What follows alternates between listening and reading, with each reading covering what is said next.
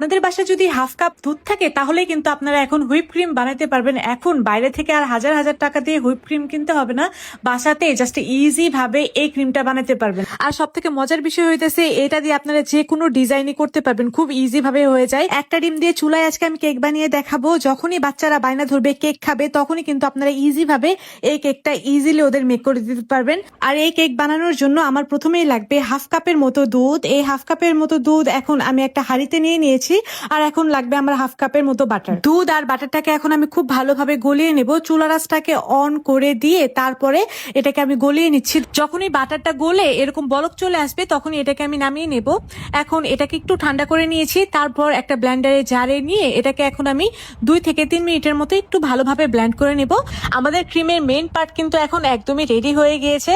আর এখন এটাকে একটা বাটিতে ভরে তারপর আমরা এটাকে ফ্রিজে রেখে দেব। আমি ডিপ ফ্রিজে 2 থেকে 3 ঘন্টার জন্য এটাকে রেখে দিয়েছিলাম। তারপর এখন আমি কেকের বেসটাকে বানিয়ে নেব। তার জন্য নিয়ে নিয়েছি একটা ডিমটাকে আমি বিটার দিয়ে বিট করে হালকা ফ্লাফি করে নেব। যখনই ডিমটা ফ্লাফি হয়ে যাবে তখনই এর ভেতরে দিয়ে দেব 1/4 কাপের মতো চিনি।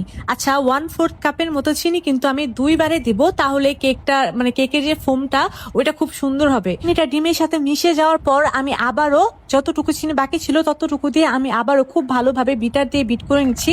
যখনই দেখবেন একদম একটু সাদা সাদা হয়ে আসছে তখনই এখানে একটু ভ্যানিলা এসেন্স দিয়ে এটাকে আবারও একটু বিট করে নেবেন। আর কি বিটটা একদম প্রপার ভাবে করবেন, তাহলে কেকটা খুবই ভালো হবে। উপকরণের ভেতরে 1/4 কাপের মতো ময়দা, 1 টেবিল চামচের মতো কোকো পাউডার আর হাফ চা চামচের কম নিয়েছি বেকিং পাউডার নিয়ে এটাকে জাস্ট একটু চেলে তারপরে খুব ভালোভাবে একটা হ্যান্ড উইক্স দিয়ে মিশিয়ে নেব। এর বেটারটা আমাদের একদমই রেডি হয়ে গিয়েছে। 5 ইঞ্চি একটা মোল্ড নিয়ে নিয়েছি আর মোল্ডের নিচে তেল ব্রাশ করে উপরে বেকিং পেপার বিছিয়ে দিয়েছিলাম।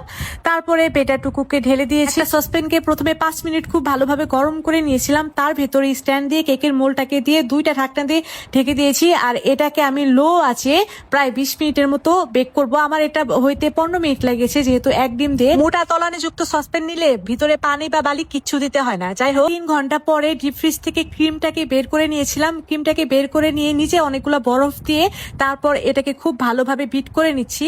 বিট করতে করতে দেখতে পারবেন যে এটা একদম ফমি ফমি টেক্সচারে চলে আসবে।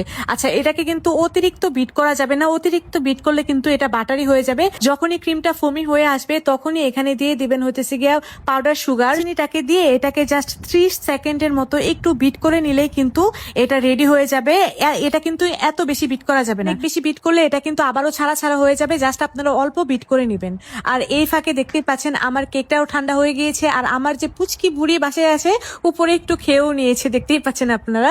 যাই হোক, কেকটাকে আমি মোল্ড আউট করে নিয়েছি। আর দেখতে পাচ্ছেন কতটা সুন্দর পারফেক্ট কেক হয়েছে। মাত্র 1 ডিম দিয়ে কিন্তু আমি এই কেকটা বানিয়েছি। আর কেকটাকে আমি স্লাইস করে নিচ্ছি, দেখতে পাচ্ছেন। তো প্রথম স্লাইসের উপরে আমি দিয়ে দিলাম সুগার সিরাপ। তারপর আমরা যে ক্রিমটা বানাইছি সেই ক্রিমটাকে খুব ভালোভাবে স্প্রেড করে দিচ্ছি। তারপরে আরো একটা কেকের স্লাইস উপরে দিয়ে দিলাম। আবারও উপরে সুগার সিরাপ দিচ্ছি, যেহেতু এটা স্পঞ্জ কেকে কিন্তু অবশ্যই সুগার সিরাপটা দিতে হবে। আবারও উপরে দিয়ে ক্রিম দিয়ে দিচ্ছি। আর আমি একদমই অল্প ক্রিম বানাইছিলাম, তো অল্প ক্রিম দিয়ে একটু ডেকোরেশন করার চেষ্টা করতে কেকের থেকে একটুখানি স্লাইস নিয়ে আমি জাস্ট একটু গুঁড়া গুঁড়া করে নিয়েছিলাম সাইড দিয়ে দেওয়ার জন্য। আর সাইড দিয়ে দেওয়ার পরে এটা দেখতে অনেক বেশি কিউট লাগে। আর একটুখানি ক্রিম বেঁচে ছিল, সেটা দিয়ে আমি একটু ডিজাইন করার চেষ্টা করতেছি, দেখতেই পাচ্ছেন। তো উপর দিয়ে আমি একটু চকলেট দিয়ে দিচ্ছি। আর চকলেটটাকে আমি একটু গ্রেট করে নিয়েছিলাম, সেটাই উপর দিয়ে দিয়ে দিচ্ছি যেন খুবই সুন্দর লাগে দেখতে। দেখতে পাচ্ছেন চকলেট দেওয়ার পরে এটা আরো বেশি কিউট লাগতেছে। এইভাবে করে আপনারা বাসায় ইজি ভাবে কেক বানাতে পারেন। কেকটা দেখতে যতটা কিউট, খেতেও কিন্তু ততটাই মজা। হুটহাট বাচ্চারা কিন্তু কেক খেতে বায়নায় ধরে, তখনই কিন্তু আপনারা এইরকম ইজি পিজি কেক বানিয়ে তাদেরকে সারপ্রাইজ করে দিতে পারবেন, কিংবা কারো অ্যানিভার্সারিতেও এটা বানাতে পারবেন। খুবই ইজি একটা রেসিপি। আচ্ছা, আমার রেসিপিগুলো ভালো লাগলে অবশ্যই কিন্তু আমার রেসিপিটা শেয়ার দিয়ে আপনাদের টাইম লাইনে রেখে দিবেন, যেন পরবর্তীতে দেখে দেখে বানাতে পারেন। রেসিপি যদি শেয়ার না দেন তাহলে কিন্তু হারিয়ে যাবে। আজ তাহলে এই পর্যন্তই, দেখা হবে পরবর্তী ভিডিওতে। সে পর্যন্ত সবাই ভালো থাকবেন। আল্লাহ হাফেজ।